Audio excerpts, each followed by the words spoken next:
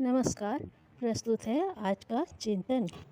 भगवान बुद्ध से एक बार श्रेष्ठी सुमंतक ने पूछा, भंते, अक्षय आनंद की प्राप्ति का क्या उपाय है? इस पर तथागत ने उत्तर दिया, इच्छाओं का त्याग करना। प्रसंग को अधिक स्पष्ट कराने के लिए जिज्ञासु ने पूछा, बिना इच्छा के कोई कर्म तक नहीं हो सकता, फिर इच्छा न रहने से तो निष्क्रियता छा जाएगी और निर्वाह तक कठिन हो जाएगा। भगवान ने विस्तार से बताया कि इच्छा त्याग करने से तात्पर्य बुद्धि एवं कर्म का परित्याग नहीं, वरन व्यक्तिगत महत्वाकांक्षाओं को छोड़कर आदर्शों के लिए काम करना है। शरीर रक्षा, परिवार पोषण एवं सामाजिक सुख शांति का ऊंचा उद्देश्य रखकर जो काम किए जाएंगे उनमें स्वार्थांधता नहीं रहेगी, न उनके लिए दुष्कर्म करने पड़ेंगे। सामर्थ्य भर प्रयत्न करने पर जितनी सफलता मिलेगी उसमें संतोष रखते हुए आगे का प्रयास जारी रखा जाएगा। यही है इच्छाओं का त्याग, जिनमें किन्हीं आदर्शों का समावेश नहीं होता। लोभ और मोह की पूर्ति ही जिनका आधार होता है, वे ही हेय और त्याज्य मानी गई हैं।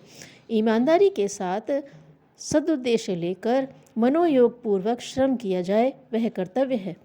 कर्तव्य कर्म करने के उपरांत जो प्रतिफल सामने आए उससे प्रसन्न रहने का नाम संतोष है। संतोष का अर्थ यह नहीं है कि जो है उसी को पर्याप्त मान लिया, अधिक प्रगति एवं सफलता के लिए प्रयत्न ही न किया जाए। ऐसा संतोष तो अकर्मण्यता का पर्यायवाचक हो जाएगा। इससे तो व्यक्ति दरिद्र रहेगा और समाज पर पिछड़ापन छाया रहेगा। पुरुषार्थ भरे उपार्जन में से व्यक्ति की प्रतिभा निखरती है और समाज की समृद्धि बढ़ती है। दार्शनिक जेरोल्ड की परिभाषा के अनुसार संतोष निर्धनों का निजी बैंक है, जिसमें पर्याप्त धन भरा रहता है। जॉर्ज इलियट का मत भी इसी से मिलता जुलता है। वे कहते थे, असंतोषी कभी अमीर नहीं हो सकता और संतोषी के पास दरिद्रता फटक नहीं सकती। उदार और दूरदर्शी मस्तिष्कों में संतोष का वैभव प्रचुर मात्रा में भरा रहता है। आनंद की तलाश करने वालों को उसकी उपलब्धि संतोष के अतिरिक्त और किसी वस्तु या परिस्थिति में हो ही नहीं सकती।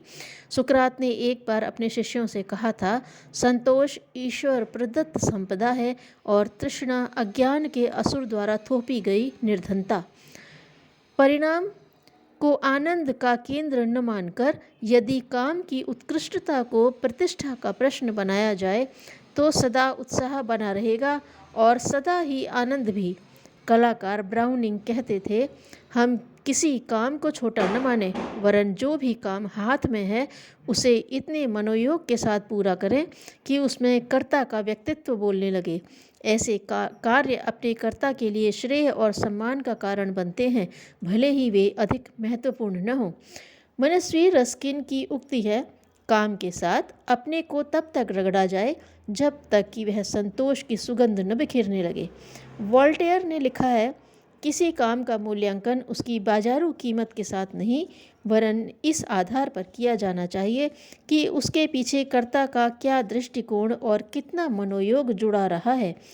अब्राहम लिंकन का यह कथन कितना तथ्यपूर्ण है, जिसमें उन्होंने कहा था, हम जिस काम में जितना रस लेते हैं और मनोयोग लगाते हैं वह उतना ही अधिक आनंददायक बन जाता है। आनंद के लिए किन्हीं वस्तुओं या परिस्थितियों को प्राप्त करना आवश्यक नहीं और न उसके लिए किन्हीं व्यक्तियों के अनुग्रह की आवश्यकता है। वह अपनी भीतरी उपज है। परिणाम में संतोष और कार्य में उत्कृष्टता का समावेश करके उसे कभी भी, कहीं भी और कितने ही बड़े परिमाण में पाया जा सकता है। धन्यवाद।